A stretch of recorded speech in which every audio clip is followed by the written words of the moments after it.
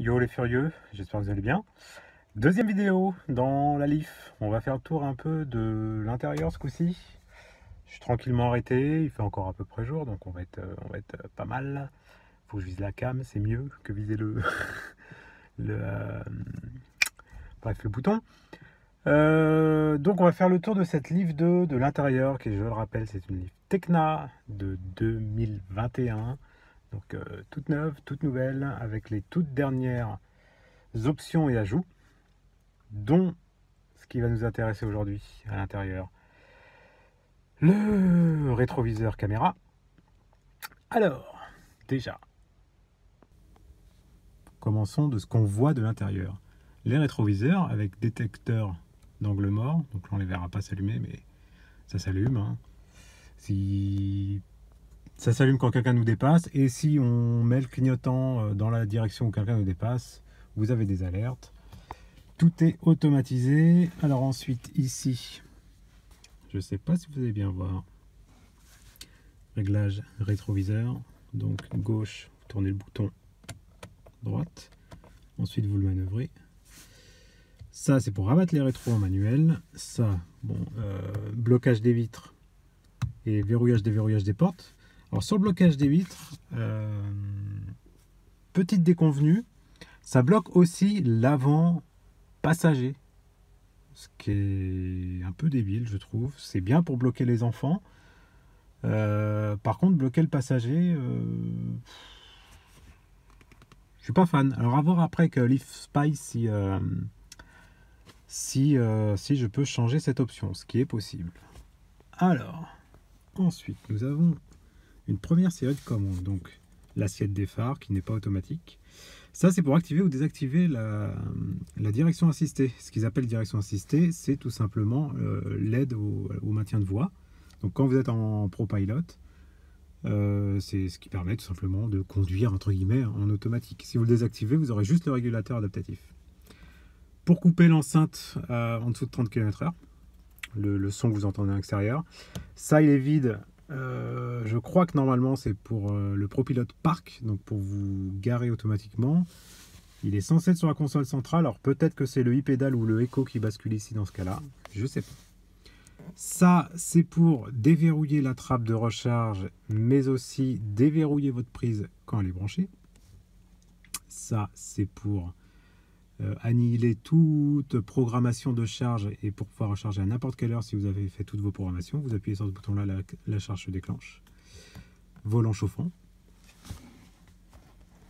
Juste au-dessus, éclairage tableau de bord et de toutes les lumières. Et puis là, le compteur journalier, le choix de compteur journalier et le reset des compteurs. Bon, commodo de phare classique, on ne va pas y revenir. Le volant. Alors, volant assez complexe, j'aime bien. Style 3 branches. Assez petit, avec le méplat en bas, un peu comme Peugeot fait actuellement.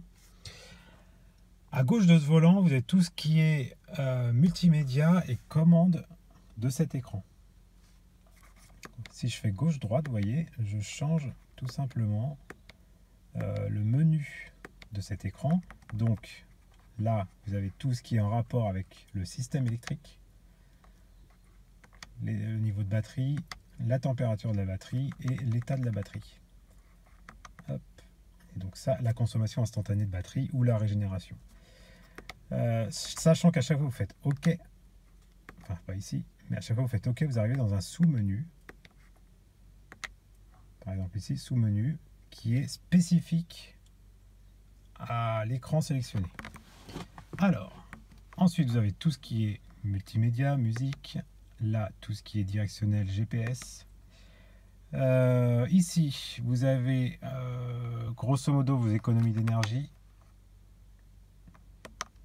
Voilà, tout ce qui est en rapport avec l'énergie et pas le système électrique en lui-même, vraiment l'énergie.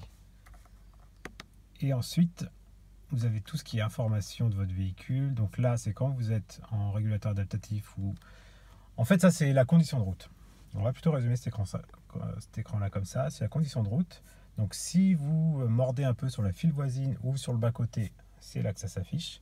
Si vous avez un véhicule devant, c'est là que ça s'affiche. Si vous avez un véhicule sur le côté, c'est là que ça s'affiche. Bref, c'est là que vous avez toutes les informations. Quand vous activez votre ProPilot, vous avez le volant qui s'affiche ici. Voilà en gros. Donc tout est piloté ici. À droite du volant maintenant, vous avez tout ce qui est assistance à la conduite. ProPilot, limitateur régulateur, distance du régulateur. Vous ne mettrez pas la même distance par exemple sur autoroute qu'en ville. Le 7 c'est pour enregistrer votre vitesse de régulateur ou de limitateur. Et puis ça c'est pour le augmenter la vitesse, baisser la vitesse. Téléphone, commande vocale. Et donc pour activer le fameux ProPilot que je vous ai montré l'autre jour. Komodo d'essuie-glace, je vais pas non plus vous faire un cours là-dessus. Le petit compteur que j'aime bien, ça fait plaisir de récupérer les aiguilles, faut pas croire. Ça reste plaisant l'aiguille. Hein. Frein à main. Enfin, frein de parking. Votre commande de vitesse, donc pour rappel sur Nissan, une fois en bas pour avancer, une deuxième fois pour être en mode B, donc régénérer plus, et une fois en haut pour reculer, ce qui active les caméras. Vous appuyez sur P pour venir en position parking. Si vous voulez vous mettre en neutre, vous maintenez votre sélecteur au milieu et vous passez en neutre. Mode éco. Donc le mode éco qui désactive certains systèmes pour économiser de l'énergie et qui bride votre puissance.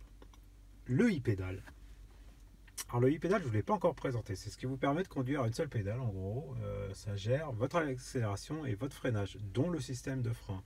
Quand vous relâchez trop votre pédale, vos feux de stop s'allument et ça va jusqu'à l'arrêt complet. Les commandes de tout ce qui est climatisation.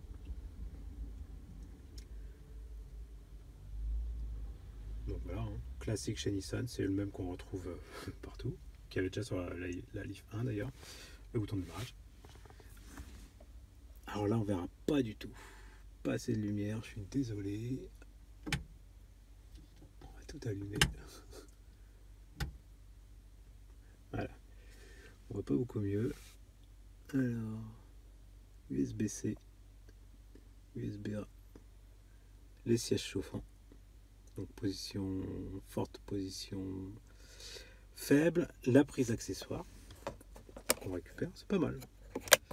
Par rapport à la Leaf 2 de 2017-2018 et jusque 2019, voire 2020, je sais plus, on perd le jack au profil du USB-C. Un mal pour un bien, d'un sens. Alors, l'écran. Donc, on va dire menu assez classique. Hein. Vous avez votre partie téléphone, où vous retrouvez tout ce qui est gestion de votre téléphone en Bluetooth. L'information, vous retrouvez vos informations véhicules électriques, donc votre conso, etc. Nissan Connect Service, c'est tout ce qui est service connecté de chez Nissan, donc la gestion de votre compte, etc. Les infos trafic, où suis-je, bon bah voilà. Météo, infosystème, position GPS. On peut rajouter des apps, mais pour l'instant c'est grisé. Bon, la FM. Alors, chose sympa, on a le DAB, la radio numérique. Et je suis dans une région, puisque je suis dans le secteur nantais, où nous avons la radio terrestre numérique. Donc, avec le volume c'est mieux, je peux profiter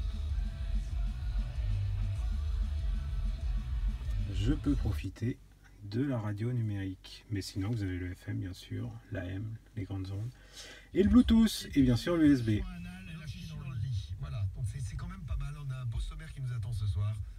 Hop.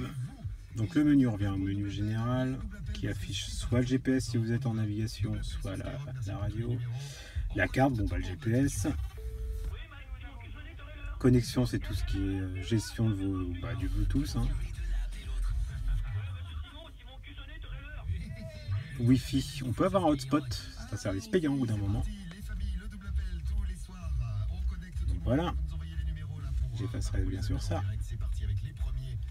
Les réglages, de tout votre système multimédia. Mais le plus important, puisque finalement, pour ma part, je suis assez peu sur le système de base, quand vous branchez votre câble, qu'est-ce qui apparaît? Et ça rame. Peut-être parce que je suis en train de filer. Ah, je crois que l'iPhone il va pas aimer. Apple CarPlay.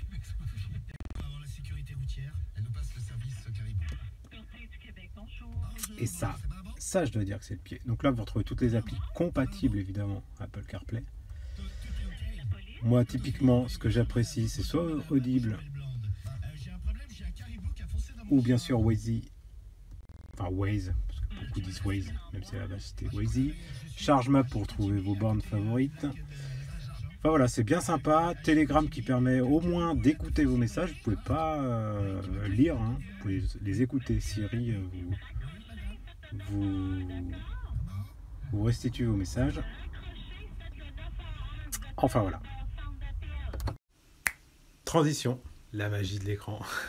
Bon, ça a coupé en plein sur les écrans, donc notamment sur la partie entertainment. Tout simplement, quand j'ai éteint la radio, alors que mon câble était branché, je me demande, disons que j'étais en Apple CarPlay, et je me demande si tout simplement le fait d'éteindre la radio, parce que ça correspond vraiment parfaitement au moment, je me demande si éteindre la radio n'aurait pas coupé l'enregistrement, tout simplement. Mais c'est pas grave, on refera une vidéo dédiée aux écrans de toute façon, je vais retravailler ça, on fera une vidéo plus longue, spécifique à Apple CarPlay, et donc à l'écran intégré de base sur la Leaf. Sur ce, j'espère que vous aurez appris de nouvelles choses sur la Leaf 2. Vous aurez apprécié cette vidéo. N'oubliez pas de vous abonner, s'il vous plaît. Et l'endroit n'est pas choisi par hasard, parce qu'un jour, il faudra bien que je vous la présente elle aussi. Voilà. Allez, ciao les furieux, à très vite.